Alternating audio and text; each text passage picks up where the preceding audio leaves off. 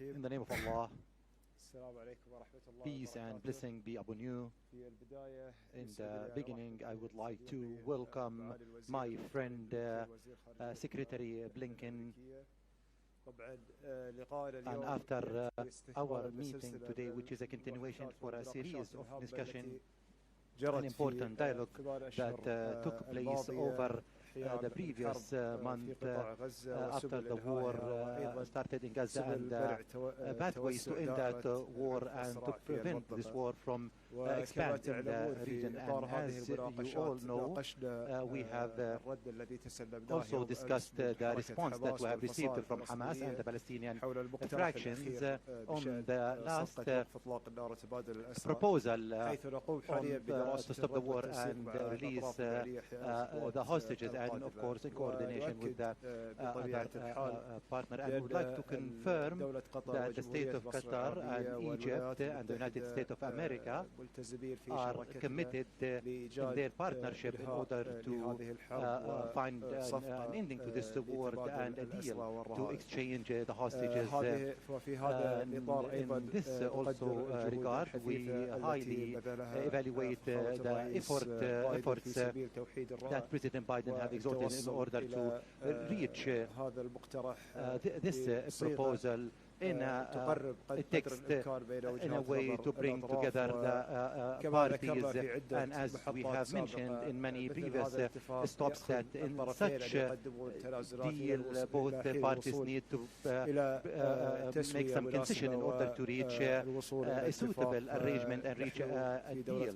We in the state of Qatar, with our partners, committed to bridge the gap, to find a way to end the war as soon as possible. And we would like to send a message to everyone that every day is a loss of lives and of innocent people every day that passed in the previous 8 months. Unfortunately, we have seen the catastrophe increasing day after day, and we see more casualties, especially of the civilians with their children, women in Gaza Strip. And with no doubt, we need to take a clear position and demand to put an end to this war.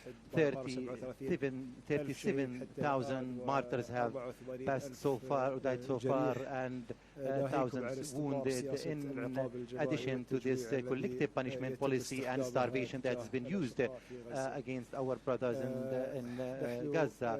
We are witnessing also a change in this conflict in the previous time, and there is a clear and firm call to put an end to this war.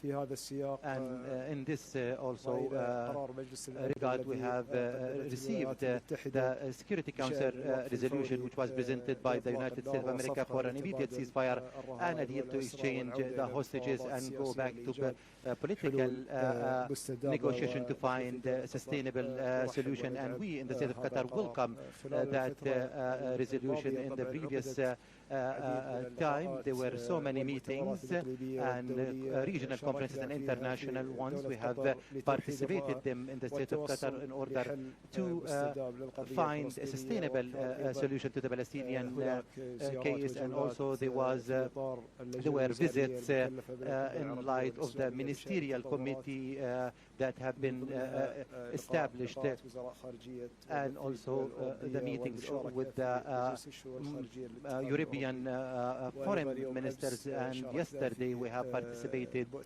in a conference for an immediate humanitarian response, and by the call of King Abdullah II and the President of Egypt, Abdel Fattah al-Sisi, and the Secretary General of the United Nations, who called for an immediate actions to end this war.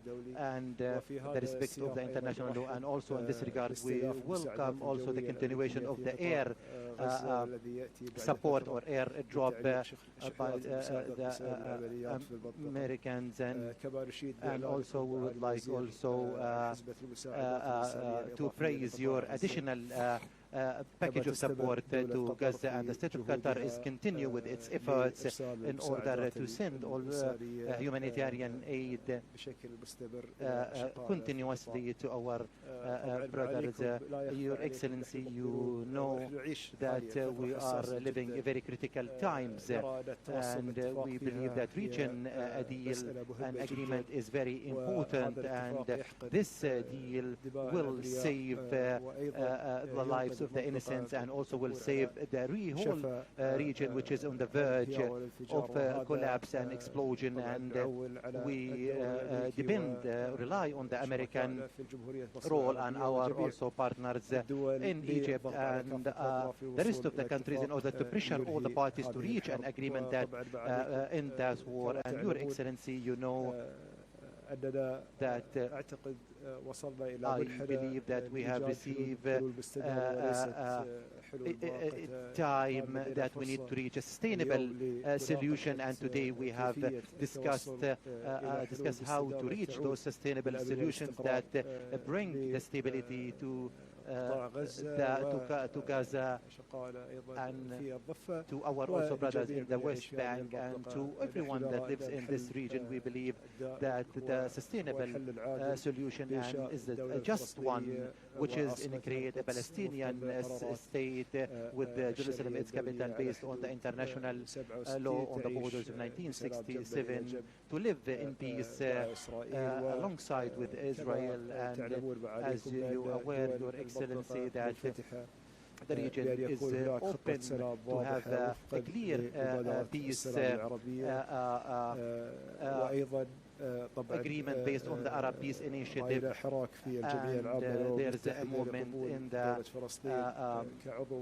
General Assembly to receive Palestine or accept Palestine as a full member, and this step will also contribute to the two-state solution. Thank you, Your Excellency, for your presence in Doha and for your continuous cooperation and on our strategic partnership with the USA in this conflict on any other files and issues.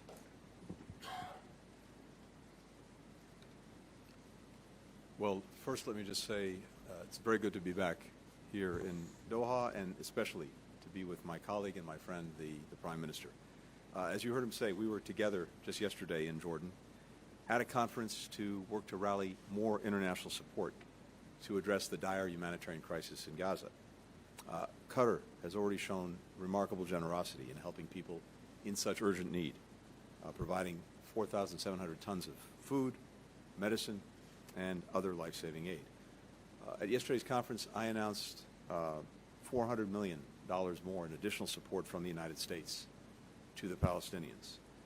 That brings the total amount that we've provided to $670 million in additional U.S. assistance to the Palestinians in the 8 months that this war has been going on. We've long been the leading provider of support to Palestinians, and we will continue to do everything we can to support them, particularly in this time of need. We're also continuing to work every single day on increasing the flow of assistance into Gaza and making sure that it gets to people who need it within Gaza. Working to improve civilian protection, working to secure the release of hostages. Now, the single most effective and most immediate way to end the suffering of people in Gaza, to end the suffering of Palestinians and Israelis alike, to tackle the humanitarian assistance crisis, to prevent the conflict from further escalating and spreading to other places, is to get a ceasefire that allows us to get to work toward a more durable end to the conflict. Here again, Qatar's been a tireless partner, and the Prime Minister personally, a tireless partner in working to mediate a ceasefire and a hostage release. It's something that the Prime Minister and I first discussed here on October 13th and many times since.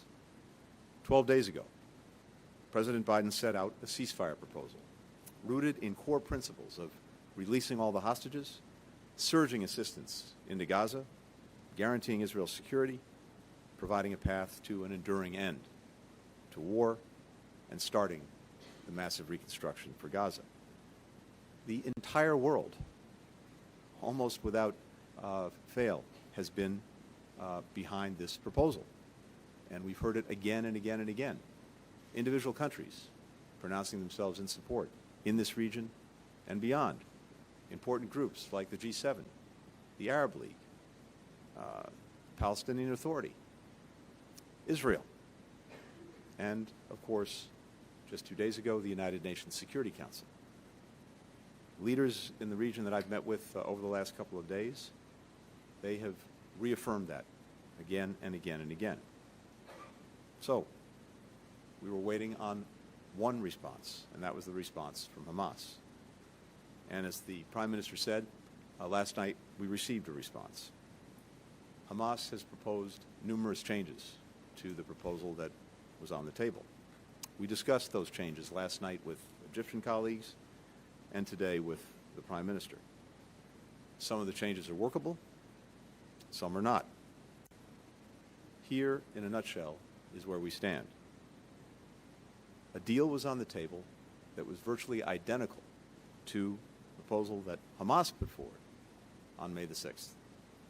A deal that the entire world is behind, a deal Israel's accepted, and Hamas could have answered with a single word: yes. Instead, Hamas waited nearly 2 weeks and then proposed more changes, a number of which go beyond positions that it previously taken and accepted. As a result, and you heard the Prime Minister say this, the war that Hamas started on October 7th with this barbaric attack on Israel and on Israeli civilians will go on. More people will suffer. More Palestinians will suffer. More Israelis will suffer. But in the days ahead, we are going to continue to push on an urgent basis with our partners, with Qatar, with Egypt, to try to close this deal, because we know it's in the interests of Israelis, Palestinians, the region, indeed, the entire world. And we all agree that the deal has to be grounded in the principles of the ceasefire proposal that the entire international community supports. There's something else that's critical, and the Prime Minister alluded to it.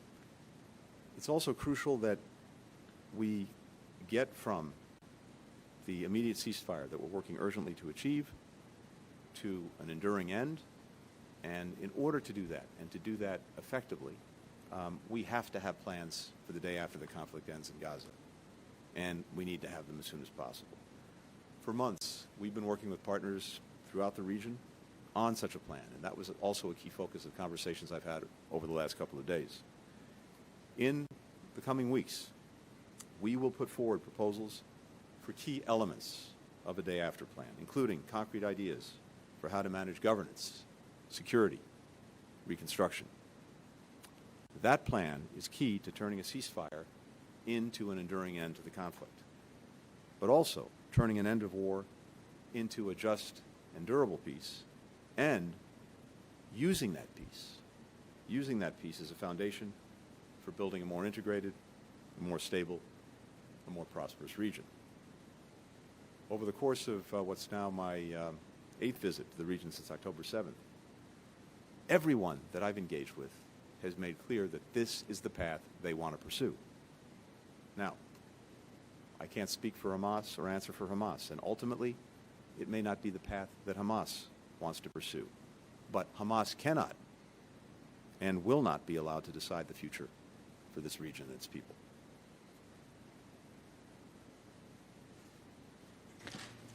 نفتح الآن المجال للأسئلة. السؤال الأول من قناة الجزيرة العربية عدنان بريد. عدنان بوري من قناة الجزيرة. لدي سؤالان. الأول لك معالي الوزير رئيس الوزراء، بخصوص دراسة رد حركة حماس على المقترح. هل نتحدث عن مساحة أخذ ورد مع مسؤولي الحركة بينها وبين الوسطاء، أم أن التعليق على التعديلات التي طلبتها حركة حماس سيكون في مساحة الملعب الإسرائيلي؟ وسؤالي لمعالي وزير الخارجية الأمريكي يتعلق بزياراتك الثمانية إلى المنطقة. نحن نتحدث الآن عن نحو 8 زيارات. خلال هذه الزيارات بطبيعة الحال أنت وأيضا مسؤولين في الإدارة الأمريكية قمتم بلقاء عائلات للأسرى الإسرائيليين. خلال هذه الزيارات هل كان هناك أي محاولة أو لقاءات مع عائلات الجرحى أو القتلى من الفلسطينيين في الضفة الغربية نتيجة الاعتداءات من قبل المستوطنين، أو حتى الجرحى من قطاع غزة؟ خصوصا أننا نتحدث هنا في الدوحة مثلا هناك نحو 2000 من الجرحى الفلسطينيين من قطاع غزة هم وعائلاتهم هنا في الدوحة. شكرا.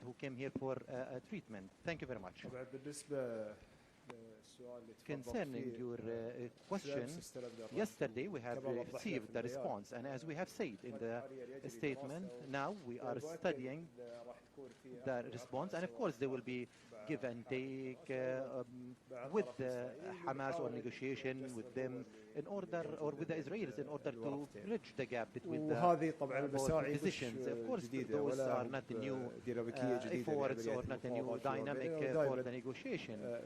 Usually there is a space for negotiation, because after all it's negotiation to reach an agreement, a deal. There is no absolute response, yes or no. So we wish that this time of negotiation will be the shortest. We wanted to have more momentum and movement. However, unfortunately, we have faced so many challenges. As we have said, we are committed. We want to present a proposal so that we bring both parties closer. Thank you. Thank you for the question. And the short answer is yes. I've had the opportunity to meet with Palestinians who suffered from the conflict in Gaza. When I was in Jordan, I believe it was on my last trip to the region, it may have been the one before that, I met with a remarkable group of women who had managed to leave Gaza to get out, are now in Jordan, but have left family members behind, have lost family members, and I heard directly from them everything that they'd experienced and everything that their family members who remain in Gaza continue to experience. In the United States, I've met with Palestinian Americans who have family in Gaza, including family members who've been killed or terribly injured over the course of these 8 months. I carry with me a little pamphlet that one of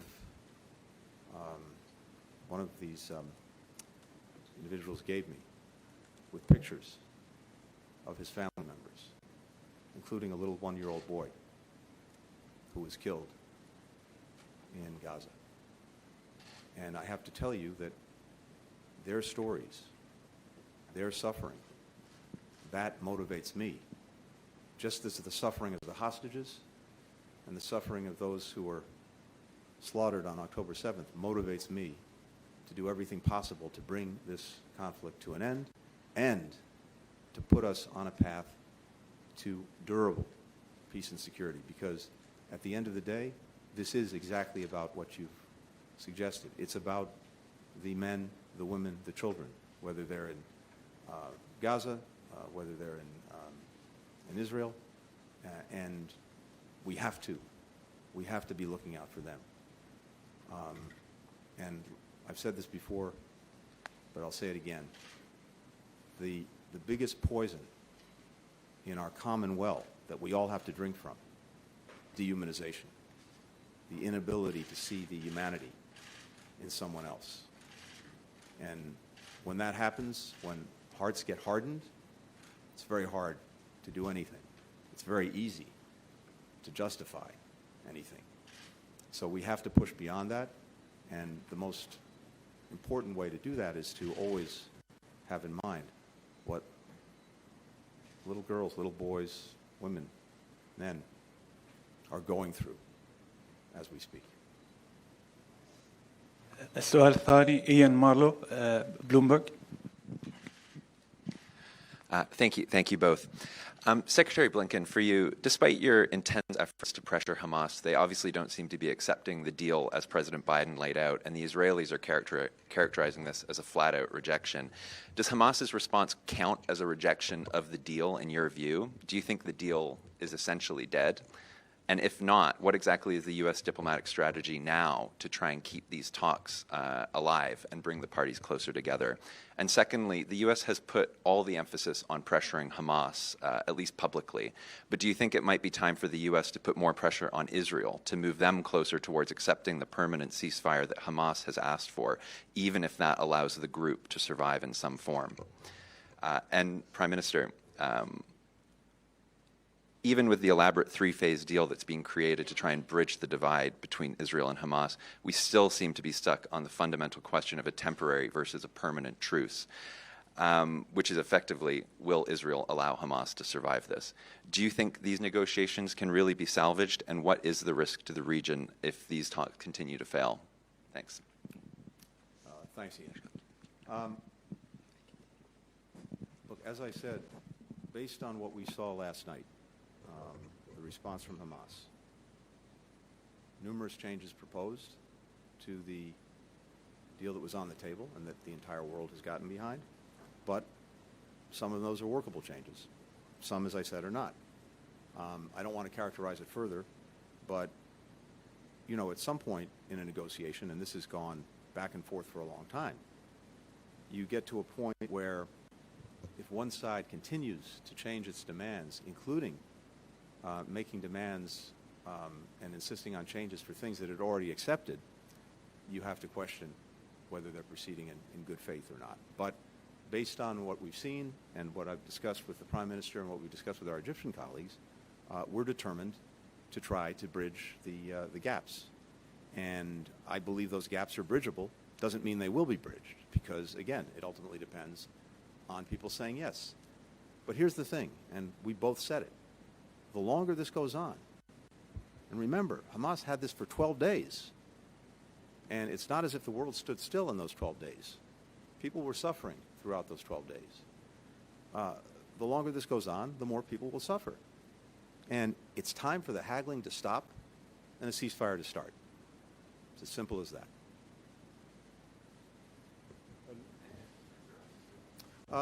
Look, Israel accepted the proposal as it was and as it is. Hamas didn't. So I think it's pretty clear what needs to happen.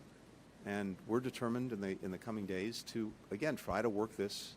We will work this with urgency and see if the gaps that are workable, we can actually work and bring it to conclusion. And then it may be that Hamas continues to say no. Well, I think it will be clear to everyone around the world that it's on them and that they will have made a choice to continue a war that they started. Regarding, I think, your question about how can we have this proposal to become a permanent ceasefire, this is an issue that we've been struggling with for a very long time, is how to ensure that we bridge the gap between those two fundamental differences between what Hamas wants as a permanent ceasefire and what Israel wants as a hostage release and maybe a plan to continue the war. I think what we have achieved in this structure is the best way to bridge those gaps and to merge both tracks. And I believe that having three countries, United States, Qatar, and Egypt, as guarantor for this process to ensure that these negotiations keeps going until we reach the permanent ceasefire is something significant that we are putting ourselves at stake. Of course, this is, as we mentioned, many times it's not an easy process. It's a very complex negotiations.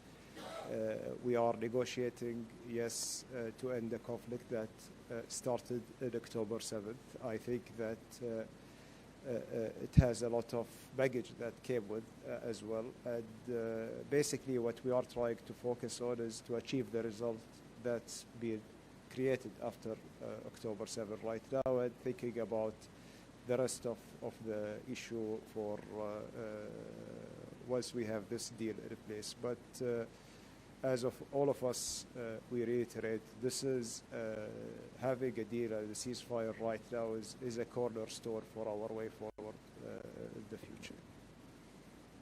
السؤال الثالث أسامة جاويد الجزيرة الإنجليزية. Thank you. Osama bin Javed, Al Jazeera English. My question for Secretary Blinken, I just want to go back to the words that you used. You said the deal was on the table, and yet there are workable parts that you will be working towards. Which one is it? Was there a deal, or is there still a deal on the table?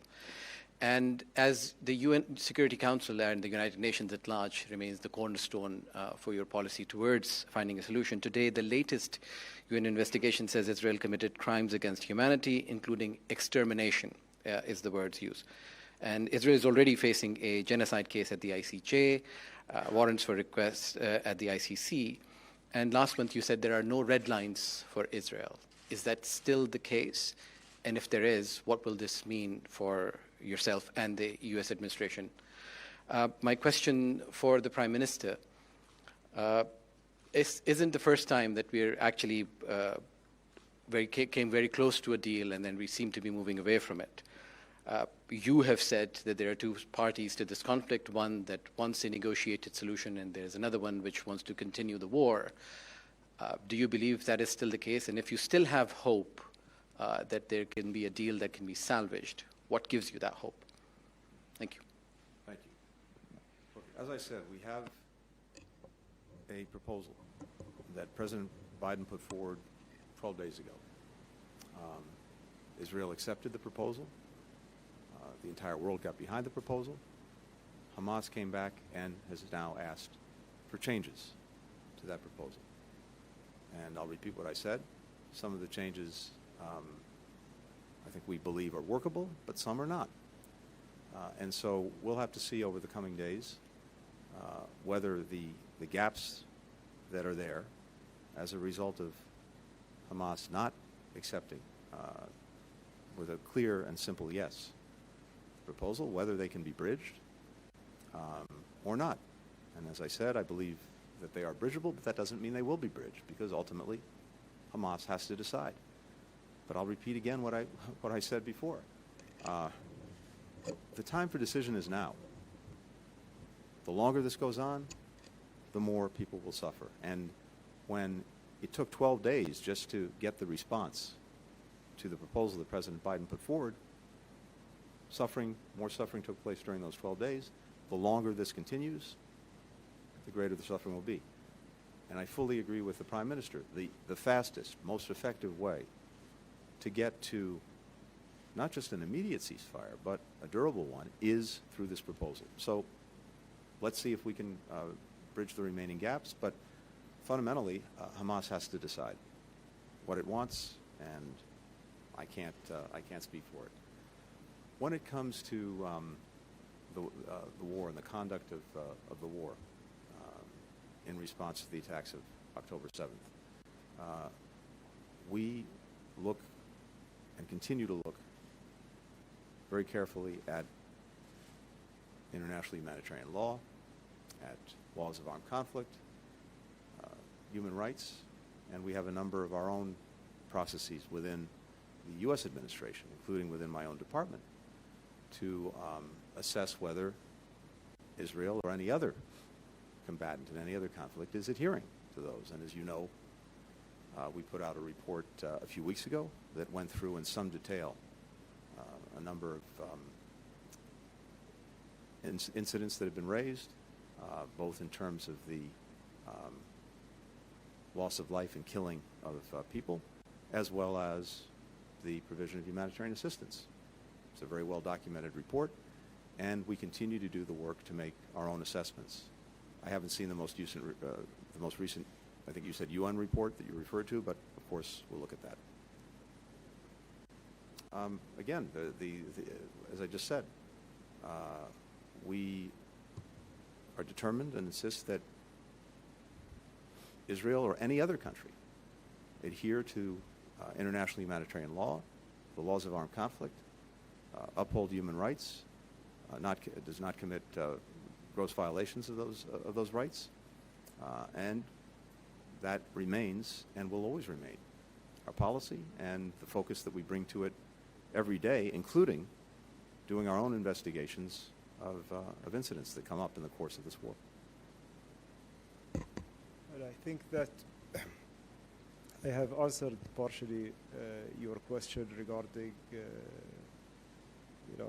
trying to build a momentum to reach a deal. Of course, this is, it has been a very long process. It's frustrating a lot of times, and we have seen, the behavior from both parties, different occasions, being, counterproductive to the efforts. Right now, we are respecting our role as mediator. We are trying our best not to consider ourselves as, party of that conflict. What we are aiming for is one specific goal, is to end the war and to end the suffering of the people in Gaza, to get the hostages back, and then we think about the day after. That will remain our main focus. We are not going to give up on that mission as long as we see a role that we can play and we can contribute to save more lives. السؤال الرابع ديفاني سيلوديكس رويترز. Hi, thank you. Secretary Blinken, do you agree with Israel's assessment that Hamas rejected the deal? And what specific changes were proposed by Hamas? What specifically do you find workable and not workable? Can you confirm that Hamas wants written guarantees from the United States for a permanent ceasefire and the withdrawal of Israeli forces from the Gaza Strip in order to sign off on the proposal? And can you provide those guarantees? And then if I may, on Hezbollah, you've repeatedly said that achieving a ceasefire deal could help end the fighting between Hezbollah and Israel. Hezbollah today vowed to increase the intensity of its operations against Israel after the killing of a senior commander. How concerned are you now, after Hamas's response to the ceasefire proposal, that this conflict will spread? And Prime Minister, given this response, is there more pressure the Arab world can put on Hamas to reach a deal? And are you considering closing the Hamas office in Qatar? Thank you. So, what we received last night, all of us, in terms of the response from Hamas, were changes that they sought, they seek, in the proposal that President Biden put forward, that Israel and the entire world has accepted. So, the question is whether any of those changes that they have sought, they seek, are workable, bridgeable, or not. And I'm not going to obviously characterize or describe what they're looking for. All I can tell you, having gone over this with our colleagues, is that we believe that some of the requested changes are workable and some are not. And so we have to see on an urgent basis over the course of the coming days whether those gaps are bridgeable, in a way that upholds the agreement, the proposal that President Biden puts on the table. Because again, this is not about changing fundamentals. It's about seeing if we can bridge the gaps that have been exposed by Hamas's response. And I can't tell you right now whether we'll succeed. I believe it's doable. I believe it's absolutely necessary to try our hardest to do it, but there's no guarantee. With regard to Lebanon and Hezbollah, look, we've said from day one, our primary objectives is to prevent this conflict in Gaza, the war in Gaza, from spreading, seeing escalation in the region, and we've been on that from day one. We don't want to see that escalation. And I think it's also safe to say that actually no one is looking to start a war, to have escalation.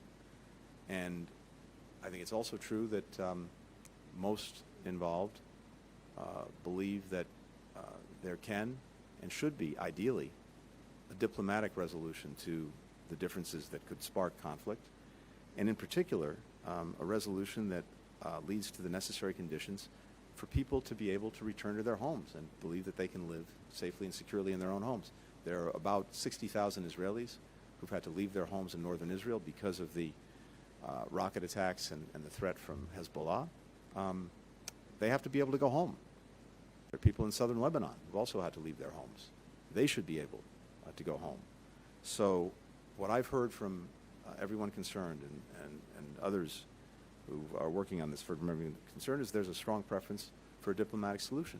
Now, there's no doubt in my mind that the best way also to empower a diplomatic solution to the north, Lebanon, is a resolution of the conflict in Gaza, getting the ceasefire. That will take a tremendous amount of pressure out of the system.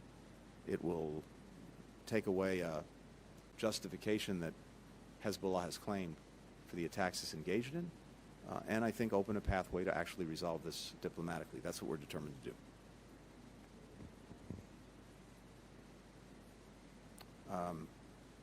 The proposal speaks for itself. What's in the proposal, backed by the United States, by Qatar, by Egypt, speaks for itself. Just briefly on your question, I think that, look, if we are talking about pressure needed to be on both parties, and we have seen that basically whether it's on Hamas or on Israel, but like another example was 6th of May, after that Rafah invasion happened, and then also we have seen a lot of contradicting statements from different Israeli officials. That also requires a lot of pressure on them as well as the other party. We believe as a mediator we try our best to respect our role, to bridge the gaps and not to make judgments on one party over another. And our biggest concern is that it's taking too long to bridge these gaps. We need to get this to an end as soon as possible. That's what will remain our focus. Our focus is to put an end for this war, which took, I think it's the longest war that happened in Palestine, and this is something that no one can tolerate. The region cannot tolerate more instability. Regarding your question about Hamas office, we've been repeatedly mentioning this. Hamas office establishment in Doha being for a reason. This reason is for keeping the communication channel, and until now this reason is valid, and we are using this as a communication channel. Our